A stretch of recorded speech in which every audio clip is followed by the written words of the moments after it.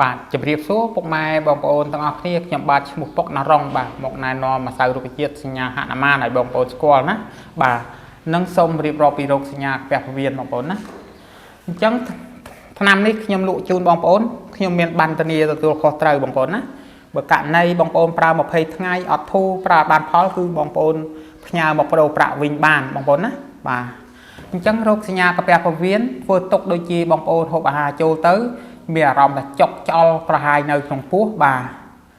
ឬមួយក៏តឹងណែនចានៅចុងដង្ហើមហូបអាហារទៅដូចមានអារម្មណ៍ដូចអត់ធ្លាក់ទៅក្រោមអញ្ចឹងបងប្អូនណា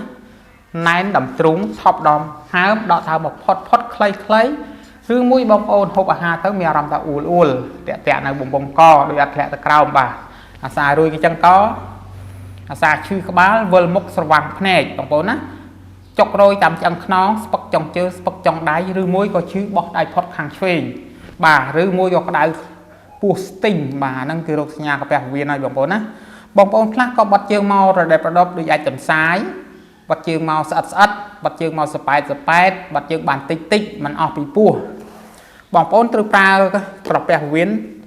បាទទល់លាមកនេះបងប្អូនណាសាកាពះពវៀននេះមួយឆ្នាំលាងសម្អាតជាតិពុលឲ្យបាត់ជើងស្រួលហូបហើយត្រជាក់សាច់ដើរខ្យល់បាត់ជើងស្រួលបើឈុតហ្នឹងប្រើបានមួយខែកន្លះបងប្អូនណាបាទវិធីប្រើប្រាស់ចុងទឹកហូបមួយទៀតបងប្អូនដែលកាពះពវៀនអាសារិករុះដូចជាហូបបន្លែឆៅហូបម៉ាតេហូបរបស់ផ្អាប់អីតែមិនស្រួលគឺអាសារិករុះអញ្ចឹងគឺបងប្អូនយើងប្រើកាពះពវៀននេះមួយនាំប្រវត្តិរាគនិងបដកោសកាដើមឲ្យកាពះក្រាស់បាទបដកោសកាដើមឲ្យកាពះក្រាស់ឡើងវិញអញ្ចឹងហូបឈុតនេះទៅបាត់រាគវិញហើយបងប្អូនណាប្រើបានមួយខែកន្លះដូចគ្នាបាទអញ្ចឹងរោគសញ្ញានឹងខ្ញុំរៀបរាប់ហ្នឹងគឺអស់ហើយបងប្អូនណាអញ្ចឹងនៅtrongវីដេអូនេះសូមជូនពរពុកម៉ែបងប្អូនឲ្យជួបតែនឹងពុទ្ធពរ5ប្រការ